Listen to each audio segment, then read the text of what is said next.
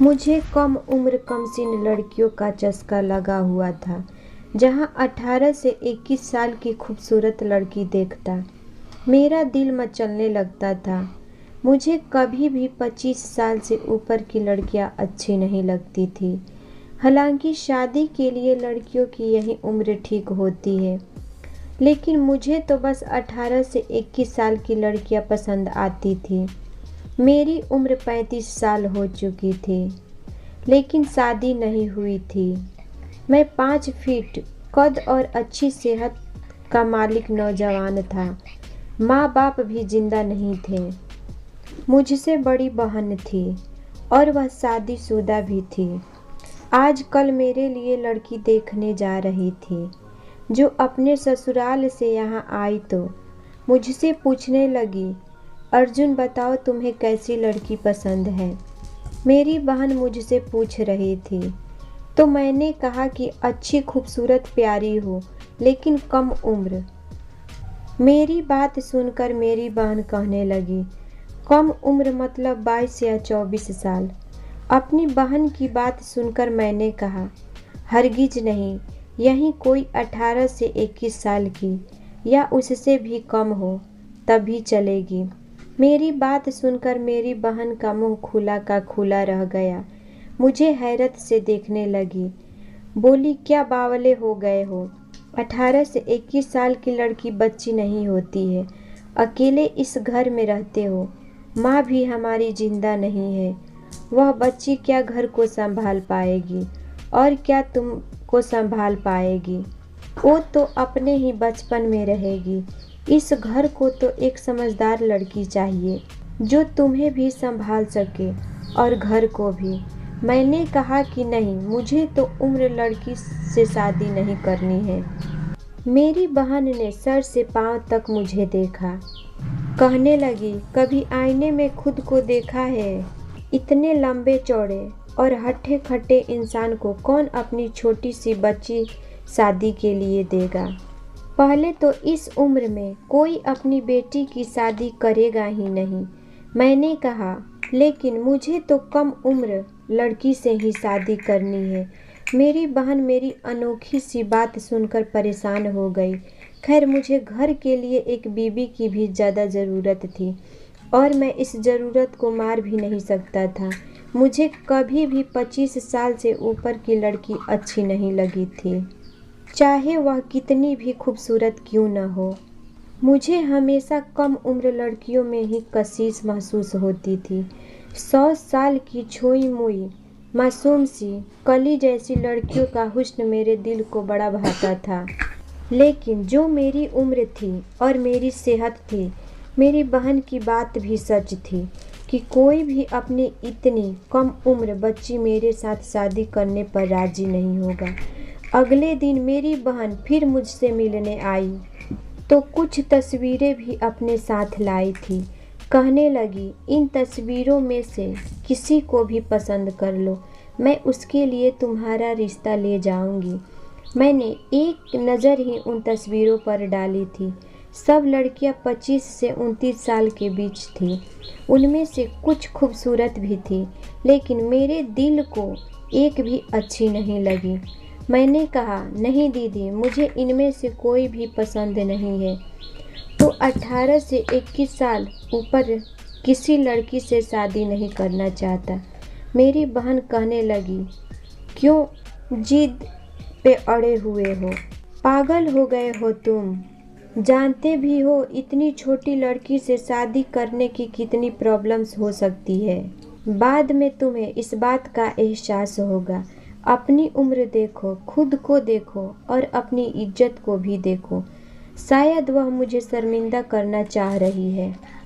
मैंने कहा, दीदी, शादी एक बार होती है और मैं क्यों अपनी इच्छाओं का गला दबाऊं? खैर, मेरी बहन मुझे बहुत बुरा भला कहने लगी कि हम किसी भी छोटी बच्ची के साथ जुल्म नहीं कर सकते। पहले तो ऐसा रिश्ता भी मिलना नामुमकिन है। मैंने कहा कि ठीक है, मेरे लिए लड़की ढूंढना ही छोड़ दो, मैं खुद ही ढूंढ लूँगा। जितनी मेरे अंदर कमसीन लड़कियों की ख्वाहिश बढ़ चुकी थी, मैं किसी और से शादी कर ही नहीं सकता था। मुझे हमेशा कम उम्र लड़कियों का हुस्न ही भाता था। एक बार मेरे ऑफिस के कलीग ने कहा कि वह कुछ दिन पहले इटली से आया है। मुझसे राजधारा आवाज़ में कहने लगा, क्या हुस्न है यार। 15 से 17 साल की लड़की भी देखने में आफत लगती है। मैंने कहा, इस बात का क्या मतलब? कहने लगा, मैंने एक लड़की से कॉन्ट्रैक्ट मैरिज की थी। उसकी उम्र बहुत कम थी, यही कोई 17 से 19 साल। कसम से मेरा तो वापस आने को जी नहीं चाह रहा था, लेकिन खैर वापस आना मेरी मजबूरी थी। मैंने उसे हैरत से देखा। मैंने कहा, तुम तो पहले से शादीशुदा हो। मेरी बात सुनकर वह मुस्कुराने लगा, फिर धीरे से कहने लगा, आजकल मेरी पत्नी प्रेग्नेंट है। उसकी प्रेगनेंसी में कुछ मुश्किल आ गई है, इसीलिए डॉक्टर ने कहा है कि प्रेगनेंसी के दौरान फिजिकल नहीं होना है, वरना मुश्किल हो सकती है। अब यार इतना सब्र मुझ में तो नहीं है। इटली किसी काम से गया था, इसीलिए सोचा इटली में कॉन्ट्रैक्ट मैरिज भी कर लो।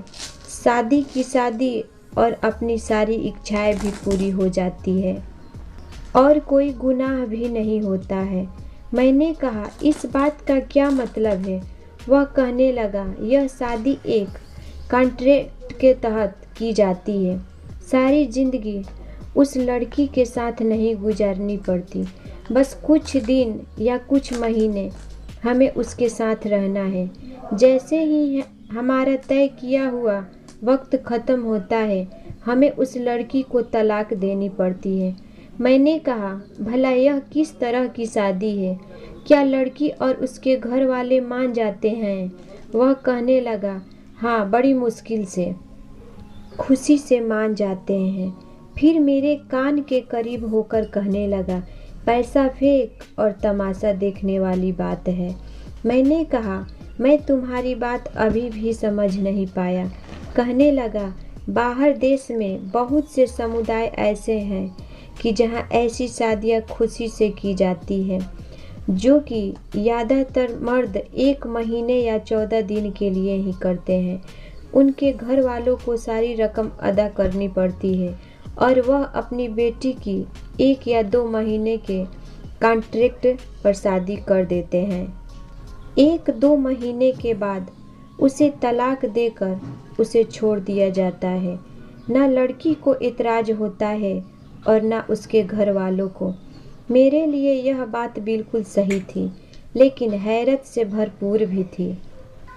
सबसे बड़ी बात मुझे यह लगी थी कि किसी का गुनाह डर नहीं था, ज़मीर की शर्मिंदगी नहीं थी।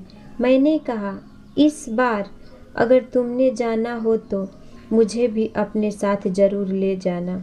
उसके चेहरे पर एक शरारती मुस्कुराहट सज गई थी। मुझे देखने लगा और बोला, हाँ, मेरे साथ चलना, खूब ऐश कराऊंगा, और वह भी जायज़ तरीके से। लेकिन मेरा दिमाग अभी भी यही सोच रहा था, यह सब भला कैसे मुमकिन है? हमारा धर्म हमें कैसे इस बात की इजाज़त दे सकता है कि हम 1 महीने के कॉन्ट्रैक्ट पर शादी करें और फिर उस लड़की को तलाक दें? यह बात बहुत हैरान कर देने वाली थी। 1 महीने बाद ही मेरा दोस्त दोबारा इटली जाने लगा, तो मैं भी उसके साथ चला गया। लेकिन अंदर ही अंदर मेरा दिल इस अजीबोगरीब टाइप की शादी से परेशान भी था। मेरे पास पैसे की तो कोई कमी नहीं थी, कोई बहुत ज़्यादा अमीर इंसान भी नहीं था मैं, लेकिन मेरी तनख्वाह बहुत अच्छी थी, घर भी अपना था, बहन अपने घर को थी, जो कमाता था अपने ऊपर ही खर्च करता था, बैंक बैलेंस भी अच्छा भला जमा हो चुका था। मैं और मेरे दोस्त ने एक होटल बुक कराया था, फिर मुझे एक बहुत ही पुराने इलाके में लेकर गया और एक घर के सामने जाकर खड़ा हो गया। थोड़ी देर बाद एक अधेड़ उम्र की आदमी ने दरवाज़ा खोला था। मेरे दोस्त को अच्छी तरह से जानता पहचानता था। इसीलिए उससे बड़े अच्छे तरीके से मिला था। मेरे दोस्त तने मेरा भी इंट्रोडक्शन करवाया। उसने मुझसे भी हाथ मिलवाया, फिर घर के अंदर ले गया। अपने कमरे में ले जाकर उसने हमें सोफे पर बैठा दिया। मेरा दोस्त मेरा इंट्रोडक्शन कराने लगा कि यह मेरा दोस्त है और यह भी शादी करना चाहता है। यह सुनकर वह आदमी अपनी दाढ़ी पर हाथ फेरने लगा, मुझे सर से पांव तक देखने लगा, कहने लगा ठीक है। मुझे हैरत का झटका लगा था कि जब उसने मोबाइल से लड़कियों की तस्वीर दिखानी शुरू की, जो एक से बढ़कर एक खूबसूरत लड़कियां थीं, लेकिन जिस लड़की पर मेरी नज़र जाकर टिकी थी वह सिर्फ 18 से 21 साल की लड़की थी, लेकिन बहुत ज़्यादा खूबसूरत थी। सफ़ेद रंगत की मालिक थी, कांच जैसी हेजल ग्रीन आंखें थी, गोल्डन रंग के बाल थे। उसे देखकर मेरा दिल बेचैन हुआ था। मेरी आंखों में एक अजीब सी चमक पैदा होने लगी थी। मैंने अपने दोस्त से कहा कि मुझे यह लड़की चाहिए। उस आदमी ने जब उस लड़की की तस्वीर देखी तो फिर से बड़े मुझे गौर से सर से पांव तक देखना चालू किया और बोला, यह लड़की की बहुत कम उम्र है और फिर अभी तक अनछुई है। मैंने कहा, लेकिन मुझे इसी से शादी करनी है। कहने लगा, इसकी कीमत बहुत ज़्यादा है। मैंने कहा, मुझे मंजूर है। वह कहने लगा, 3 लाख लूँगा। मैंने कहा, मुझे मंजूर है। फिर पूछने लगा, कितने दिन के लिए शादी करोगे? यह बात सुनकर मैं कुछ देर सोचने लगा।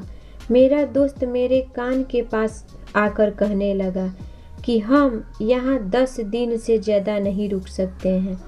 मैंने कहा, ठीक है, 8 दिन के लिए। मेरी बात सुनकर वह आदमी फौरन गया। उसने उस लड़की के घर वालों को कॉल की। कुछ ही देर एक औरत उसे लड़की को लेकर वहां पहुंच गई। लड़की घबराई हुई सी लग रही थी। उसे देखकर तो मैं अपने होश खोने लगा था। मुझे ऐसी लड़की की ही तलाश थी। उसका खूबसूरत सा चेहरा देखकर मेरा दिल तो काबू से बाहर होने लगा था। उस आदमी ने हम दोनों की शादी करवा दी और एक कॉन्ट्रैक्ट पेपर पर साइन भी, जिसके अनुसार मुझे कुछ दिन में ही उसे लड़की को तलाक देनी थी। मैं उस लड़की को लेकर होटल में आ गया। वह बहुत घबराई हुई लग रही थी और उसकी घबराहट मेरे जज्बातों को और भी बेकाबू कर रही थी। वह लड़की बिल्कुल सादगी में थी। उसने अपने आप को बिल्कुल भी सजाया हुआ नहीं था, लेकिन सादगी में भी उसका हुस्न मुझे पागल कर रहा था। जैसे ही मैंने उसका हाथ अपने हाथ में लिया, उसके हाथ में कपक पाहट सी थी। जैसे ही मैंने अपने हाथ से उसके चेहरे पर उसके होठों को छूना शुरू किया, वह लड़की बदक कर मुझसे पीछे हुई थी। कहने लगी, प्लीज़ पास मत आइए, मुझे डर लगता है। वह बहुत ज़्यादा डरी हुई थी और बहुत ही मासूमियत से कह रही थी। लेकिन जैसे ही मैंने अपनी शर्ट के बटन खोलना शुरू किया, उसके बाद जो उसने मुझे बताई, मेरे होश उड़ रहे थे। उसकी बात सुनकर मैं उसे छू नहीं सका। मेरा ज़मीर मुझे अंदर ही अंदर कचोट रहा था। मैं यह कौन सा पाप करने जा रहा था? क्यों मेरे अंदर इतनी ज़्यादा हवस भर गई थी कि मैं अपनी हवस छोटी बच्ची से ही मेरी आंखों से आंसू बह रहे थे। पूरी रात मेरी आंखों में गुजर गई। 8 दिन बाद मेरा दोस्त जब मुझसे कहने लगा कि उस लड़की को अब तलाक दे दो, तो मैंने इनकार कर दिया। मेरी बात सुनकर वह शादी कराने वाला आदमी भी मुझ पर गुस्सा करने लगा। कहने लगा, तुम अपने कॉन्ट्रैक्ट से फिर रहे हो। मैंने कहा, तुम एक गैर कानूनी काम करवाते हो, वह भी छुप करके, ताकि पैसे कमा सको। इस क्षण में तुम क्या कुछ कर रहे हो? तुम्हारा राज खोल कर रख दूंगा। तुम्हें जेल हो जाएगी, क्योंकि यह गैर कानूनी काम है। तुम सिर्फ पैसा कमाने के लिए कर रहे हो। मेरी बात सुनकर उसकी हवा निकल गई। वह कहने लगा, इसकी माँ ने मुझे नहीं छोड़ेगी, क्योंकि यह लड़की उसकी कमाई का इकलौता जरिया है। मैंने उसे कहा कि उसकी माँ को भी जेल हो सकती है। मेरी बात सुनकर उस आदमी ने मेरी शादी के पेपर मेरे हाथ में दे दिए। मैं उस लड़की को लेकर हिंदुस्तान आ गया, लेकिन जब मेरी बहन घर पर आई, उस लड़की को देखा तो मुझे बुरा भला कहने लगी। तुमने बहुत बड़ा जुल्म किया है। क्या तुम्हें अपने देश में रिश्ता नहीं मिला था, जो तुम बाहर से जाकर इस लड़की को ले आए, और वह भी इतनी कम उम्र की? मुझे तो लगता है तुम्हारी मत मारी गई है। मैंने अपनी बहन को कोई जवाब नहीं दिया और वह मुझे बातें सुनाकर वापस जा चुकी थी। वो लड़की दुबली पतली सी खूबसूरत थी, वैसे ही जैसा कि मैं जैसा चाहता था। उसे अपना भी चुका था। मैं उसके दिल से अपना डर भी निकाल चुका था।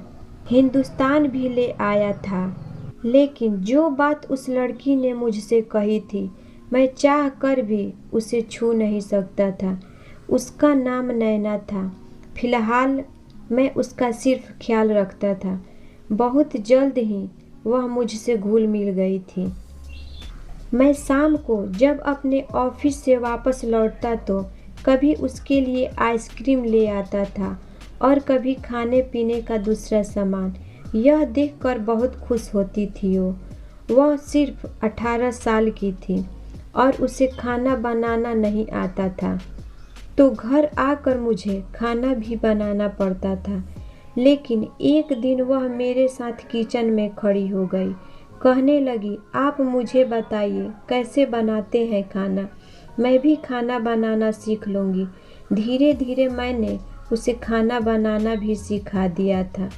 उस लड़की ने 8 क्लास से पढ़ी हुई थी।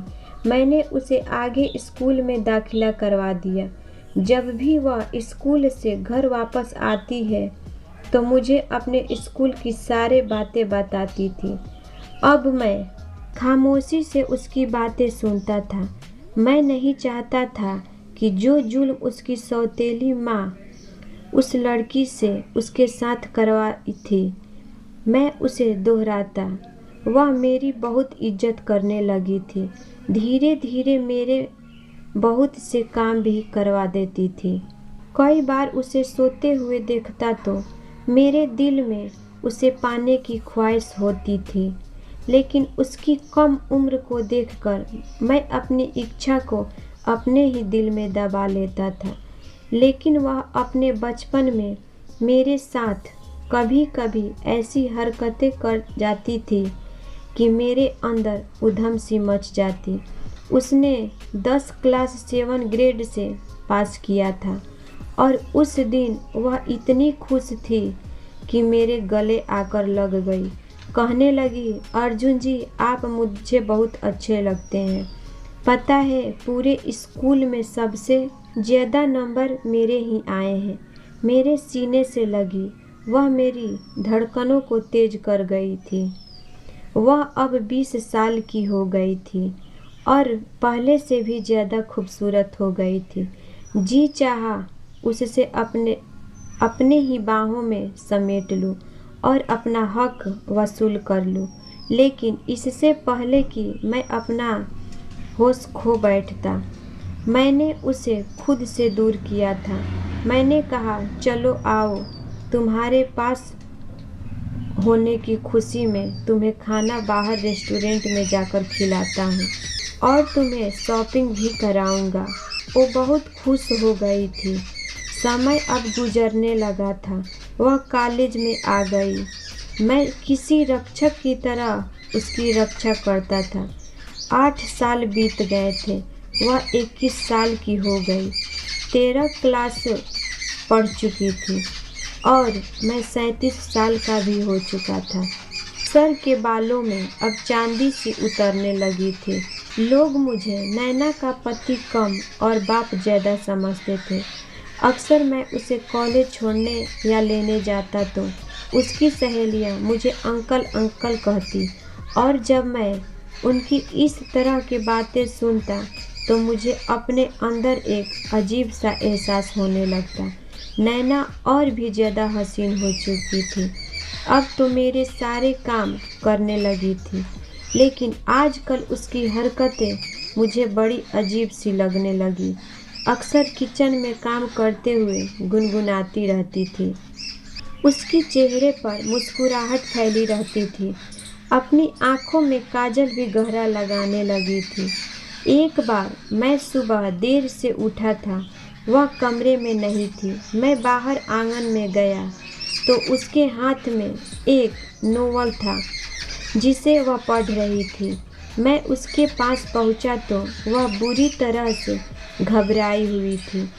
फौरन से उसने अपना नोवेल अपने हाथ में दबोच कर पीछे छुपा लिया। मैंने कहा, नैना क्या पढ़ रही हो? ओ बदहवासी से मुझे देखने लगी, कहने लगी, कुछ नहीं है अर्जुन जी।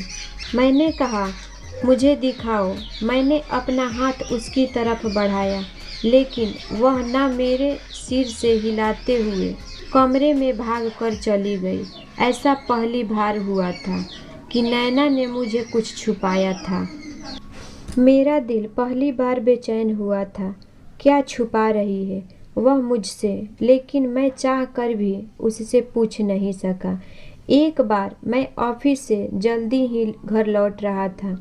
मैं घर आ गया तो नैना उस वक्त छत पर थी। शायद धुले हुए कपड़े ऊपर डालने गई थी। मैं भी ऊपर आ गया, लेकिन जो मंजर मैंने देखा, मेरा दिल धड़कना भूल गया था। वह बराबर वाली छत पर खड़ी लड़की से हंस हंस कर बातें कर रही थी। वह नैना से कह रही थी कि उसका भाई काफ़ी हैंडसम है और नैना को पसंद भी करता है। हम तुम्हारे पापा से तुम्हारा रिश्ता कब मांगने आए? नैना हंसने लगी, फिर कहने लगी, ऐसा मुमकिन नहीं है, क्योंकि अर्जुन मेरे पापा नहीं है। यह सुनकर वह लड़की कहने लगी, वह बूढ़ा तुम्हारा पति कैसे हो सकता है? अरे तुम्हारी बाप की उम्र का है वो। मैं तो उसे तुम्हारा बाप ही समझती हूँ। नैना, यह तो तुम्हारे साथ बहुत जुल्म हुआ है। मेरा भाई तुम्हें बहुत चाहता है। मुझ में अब शायद और कुछ सुनने की हिम्मत नहीं थी, इसीलिए मैं नीचे उतर आया। अपनी कमसीन पत्नी के चेहरे पर फैलने वाली खूबसूरत रंगों की वजह मैं जान चुका था। मुझे आज अपने किए गए फैसले पर पछतावा हो रहा था। मेरी बहनें शायद सच कहती थी। मुझे अपनी जोड़ की लड़की से शादी करनी चाहिए। मैं मरे मरे कदमों से अपने कमरे में आ गया। आईने के सामने खड़ा हो गया। खुद को गौर से देखा तो मुझे अपना आप नैना का पति कम और उसका बाप ज़्यादा लग रहा था। फिर शायद जो बातें ऊपर सुनकर मैं आ रहा था, उसकी वजह से मैं अपनी उम्र से कुछ ज़्यादा ही बड़ा लगने लगा था। नहीं तो मेरे सारे दोस्त मुझसे कहते थे कि यार, इस उम्र में भी तुम अच्छे अच्छे नौजवानों को फेल करते हो। लेकिन अब मुझे उनकी सारी बातें मजाक लगने लगी थी। मैं अभी अपनी सोच में भी गुम हो गया था। जब नैना कमरे में आई, मुझे देखकर रुक गई। शायद मुझे समय से पहले कमरे में देखकर डर गई थी। अपने सीने पर डर से हाथ रखा, फिर मुझे गौर से देखकर रिलैक्स हो गई। कहने लगी, आप हैं अर्जुन जी? मैं तो डर गई। पता नहीं कमरे में कौन आ गया है। आज आप जल्दी कैसे आ गए हैं? मैंने कहा, हाँ नैना, मैं थक गया हूँ। मेरे टूटे हुए शब्दों पर वह मेरे पास आई। कहने लगी, तो क्यों करते हैं इतना काम? कुछ दिन की छुट्टी ले लो। मैंने कहा, यही सोच रहा हूँ कि अब छुट्टी ले ही लूँ। वह कहने लगी, हाँ तो ले लीजिए, अच्छा है। आप घर पे होंगे तो हम जी भर के बातें करेंगे। मैं उसके दोगलेपन को देखकर हैरान था।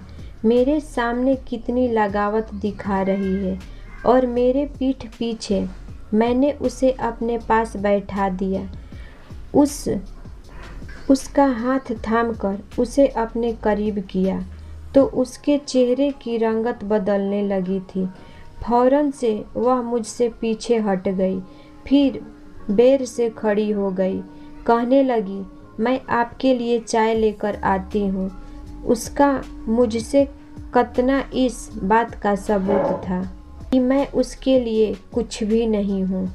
मैं अर्जुन कपूर, जिसने उसके खातिर अपने हर जज्बे को अपने अंदर सुला दिया था कि नहीं, मेरी पत्नी बहुत कम उम्र की है, कमसीन है, मुझे उस पर जुल्म नहीं करना चाहिए, क्योंकि कम उम्र में उसकी सौतेली माँ ने उसके साथ बहुत ज़्यादा जुल्म किया था।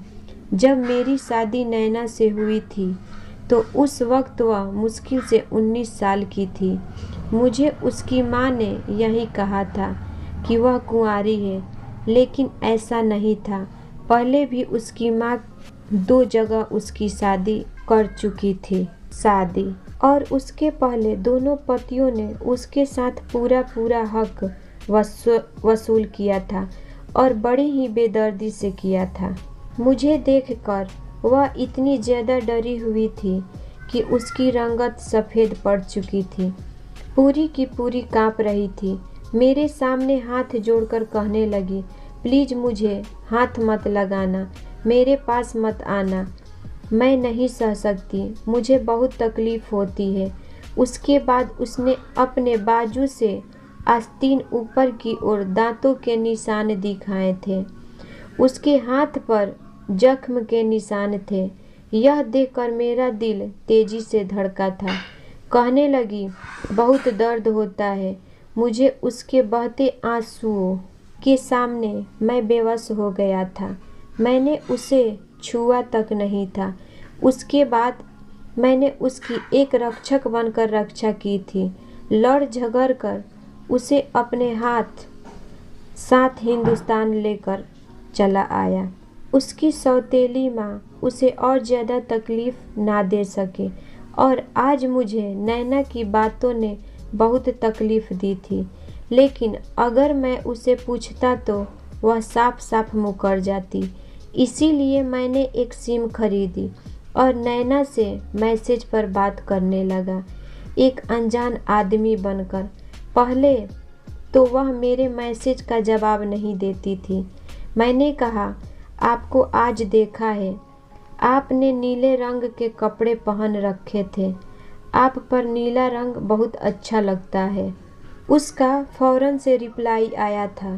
कहने लगी, आप कौन हैं, आपको कैसे पता है? मैंने कहा उससे, आपके घर के पास ही रहता हूँ मैं, आपको हर वक्त देखता रहता हूँ और आपसे मोहब्बत करने लगा हूँ। वह कहने लगी, मैं शादीशुदा हूँ। मैंने कहा, यह भी मुझे मालूम है, लेकिन मैं आपको आपके पति से ज़्यादा चाहता हूँ। वह बूढ़ा आपके साथ ज़रा भी अच्छा नहीं लगता। आप जैसी हसीन लड़की के लिए तो मुझ जैसा नौजवान ही चाहिए। पहले तो नैना मुझे उखड़े उखड़े शब्दों में जवाब देती रही, लेकिन मेरी तारीफ पर अब वह चुप हो जाती थी। मैंने एक दिन उसे मैसेज किया कि मुझे पिंक कलर बहुत पसंद है, ऐसा करना आज पिंक कलर पहन लेना। रात को जब मैं ऑफिस से आया तो नैना ने पिंक कलर पहन रखा था। यह देखकर मुझे पता नहीं क्यों गुस्सा आ गया था। उसने उस अनजानी कॉल पर वो कलर पहना था। मैंने उस रात ठीक से खाना भी नहीं खाया था। मुझसे कहने लगी, आज मैं कैसी लग रही हूँ। मैं तीखी नज़र उस पर डाली थी, लेकिन कोई जवाब नहीं दिया। अपने कमरे में जाकर सिगरेट पीने लगा। अब वह मेरी मोहब्बत का दम भरने लगी थी। मैंने देखा था कि अब नैना कुछ खोई खोई सी लग रही है, और मैं जानता था कि ऐसा क्यों है। एक बार मैंने नैना को मैसेज पर पूछा कि क्या वह मेरे लिए अपने पति को छोड़ सकती है। वह कहने लगी हाँ, वह सब कुछ छोड़ने के लिए तैयार है। यह पढ़कर मेरा खून खौल उठा था। मैं सोच चुका था कि अब मैं उसे मुलाकात के लिए नहीं बुलाऊंगा, लेकिन मैं उसे परखना चाहता था और मैं उसे बुलाया, और जब वह मुझसे मिलने आएगी तब मैं उसे आज़ाद कर दूंगा, क्योंकि जब वह किसी और आदमी से बात कर सकती है तो मेरे साथ कभी भी वफा नहीं कर सकती। मैंने मैसेज पर उसे कहा कि वह मुझसे मिलने आ जाए। वह मेरी बात मान भी गई थी। अगले दिन जब मैं ऑफिस जाने लगा तो नैना मुझे कुछ रोई रोई सी लग रही थी। वह मुझे टाई पहनाने लगी, लेकिन मैंने उसका हाथ पीछे झटक दिया। मैंने कहा मेरे काम तुम्हें करने की ज़रूरत नहीं है, मैं खुद कर लूँगा। वह मेरे ऐसे व्यवहार पर हैरान थी। मैं पत्थर का ना था जो यह सब जानबूझकर भी उसके साथ मोहब्बत वाला व्यवहार नहीं रखता। क्या कुछ नहीं किया था उसके लिए, लेकिन उसे भी मैं बूढ़ा ही लगता था। वह किसी भी अनजान आदमी के खातिर मुझे छोड़ने को तैयार थी, जिसे उसने देखा तक नहीं था। आज उसके सामने बैठकर मेरा सारा राज फांस करना चाहता था। इसीलिए ऑफिस चला गया, लेकिन तय समय पर ऑफिस से छुट्टी लेकर उस रेस्टोरेंट में जाने लगा। लेकिन ट्रैफिक जाम होने की वजह से मुझे कुछ देर हो गई।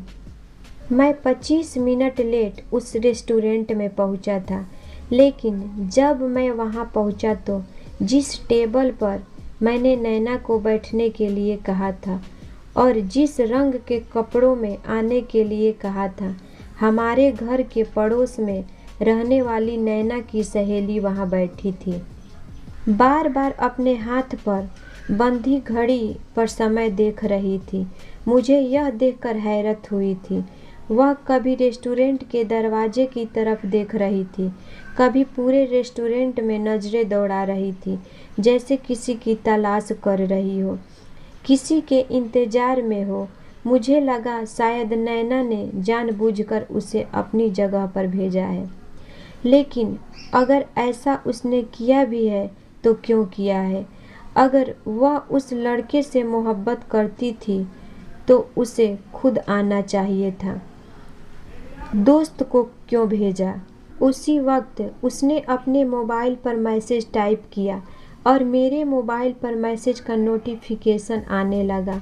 मैंने मोबाइल खोलकर देखा तो नैना के नंबर से मैसेज आया था कि वह रेस्टोरेंट में मेरा इंतज़ार कर रही है। यह पढ़कर तो मेरे होश उड़े थे।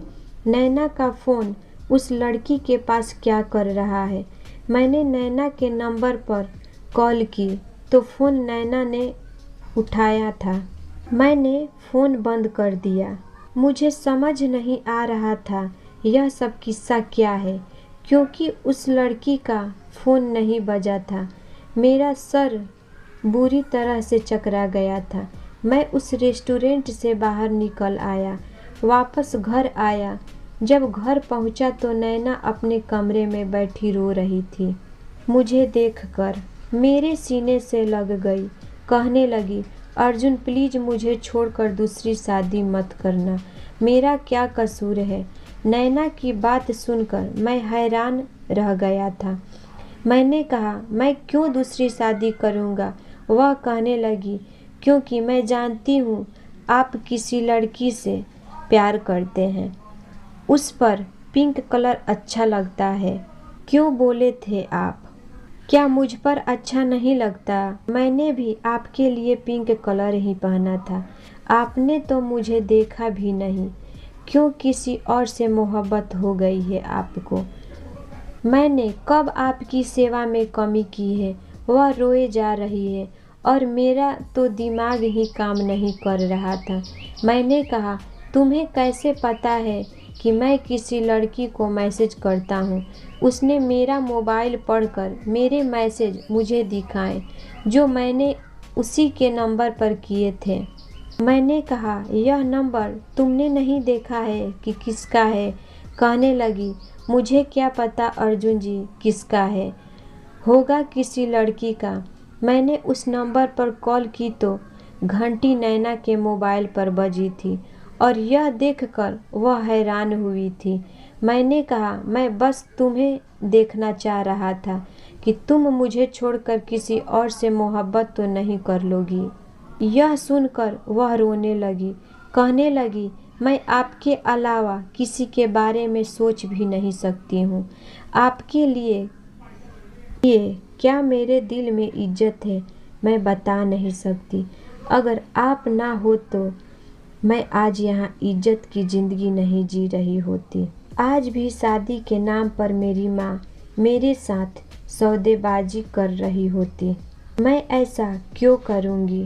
मैंने कहा, तुम्हारे नंबर पर वह नैना नहीं बल्कि नीति थी और नैना मेरे मोबाइल पर वह मैसेज पढ़कर परेशान थी क्योंकि उसे अपना नंबर याद नहीं था।